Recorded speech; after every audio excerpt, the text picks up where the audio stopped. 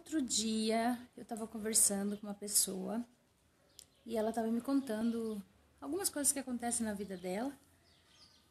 E assim, pressão alta, depressão, coisas que ela não conseguia controlar. E aí ela começou a dizer assim, mas eu não sinto ódio de ninguém, eu não odeio ninguém. E aí eu disse pra ela assim, você por fora, você não odeia ninguém, você por fora aqui, você não tem raiva de ninguém, não tem mágoa de ninguém. Mas por dentro, a sua casca fala uma coisa, mas você por dentro é outra coisa. Então você por dentro tem sim mágoa de pessoas e ódio, digamos assim, ódio de alguém. E por isso você tem depressão e por isso você tem pressão alta. Eu não estou generalizando, tá, gente? A depressão, ela vem para cada pessoa de um jeito. Né? Cada pessoa, no seu interior, acha que tem um motivo diferente para ter a depressão. No caso dessa pessoa, ela tinha um motivo dela, 40 anos, mais ou menos, de casamento, muitas traições, né, do marido, os filhos cresceram vendo tudo isso, então isso foi alimentando esse mal-estar, essa depressão. Então, existe uma frase muito boa, que eu só vou inverter um pouquinho. A gente sempre conheceu ela como o coração tem razões que a própria razão desconhece. No nosso caso, a inconsciência tem razão que a consciência desconhece. Partindo ainda do princípio dos estudos da Cristina Cairo, ela diz isso, ela diz que a inconsciência, ela é quem causa a doença. Para que a gente consiga descobrir, para que a consciência consiga saber o que fazer ou procure um jeito de descobrir o motivo desse mal-estar. Então, a inconsciência, ela quer proteger a gente, né? Então, ela cria doença. Por isso, a Cristina Cairo, ela diz assim, que a doença, ela é um sintoma de algo maior, alguma outra coisa que está afetando o seu interior, seu emocional. E por causa disso é que você tem determinadas doenças. Todas as doenças são sintomas, sem tirar nem pôr. Essa é a teoria da Cristina Cairo e eu acredito muito nela.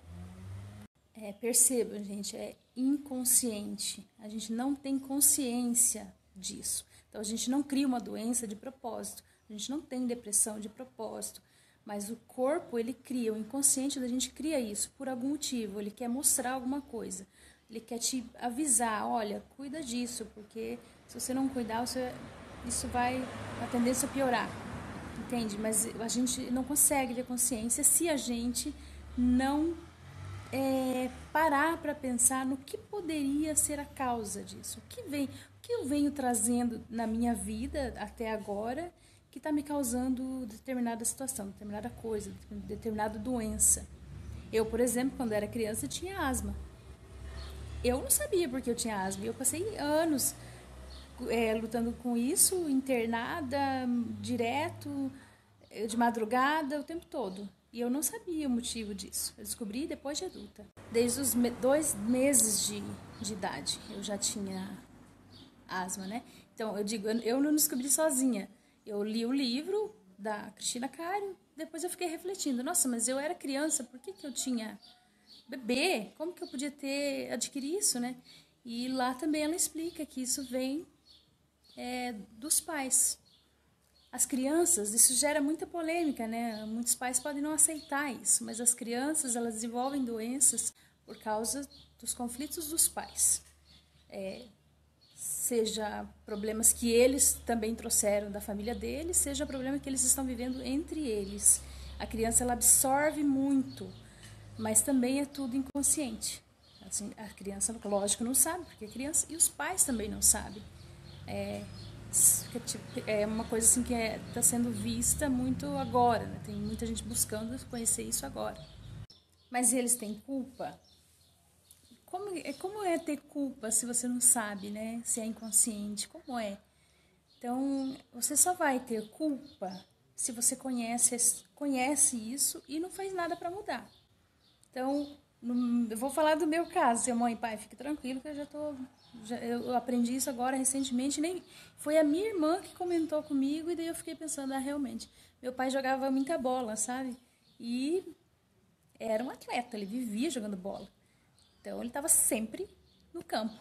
E minha mãe estava grávida de mim, né? E quando eu fui nascer, ele estava jogando bola.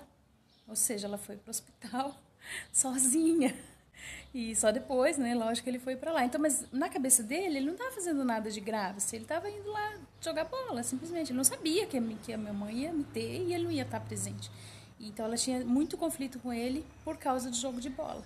O que isso gera, né, para uma mulher que está grávida, né, não tem a família por perto, era só ela e o pai, enfim. O que isso gera na mulher, né?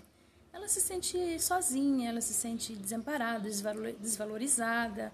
Ela está num momento que deveria ser um momento de luz, de felicidade, e de repente ela se vê sozinha e assim se sente carente.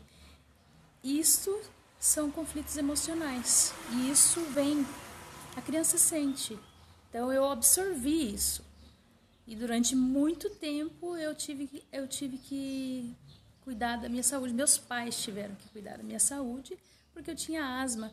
O que é a asma? A asma é algo que você não consegue pôr para fora, né? Você afeta o pulmão, você não põe para fora. Você tem uma coisa que você quer falar, você quer brigar, você quer gritar e você não põe para fora. Você tem ar, mas você não põe para fora. Estão todas as angústias, né?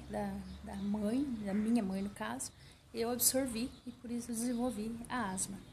E aí, como ela diz lá, até os 7 anos, então eu absorvo da mãe as coisas, né? E daí, dos 7 anos até os 14, do pai, as doenças, tá? Essa é a teoria da Cristina Cairo. O meu médico disse uma vez, e eu nunca esqueço, que ele disse que até os 14 anos, se eu não melhorasse, né, daí eu teria crises contínuas. Mas realmente, aos 14 anos, eu melhorei daquilo, porque foi o momento em que eu tive a autonomia de mim mesma. Então, todas as crises que eu tive depois dos meus 14 anos são relativas a mim mesma, ao meu eu, à construção de mim, do meu eu.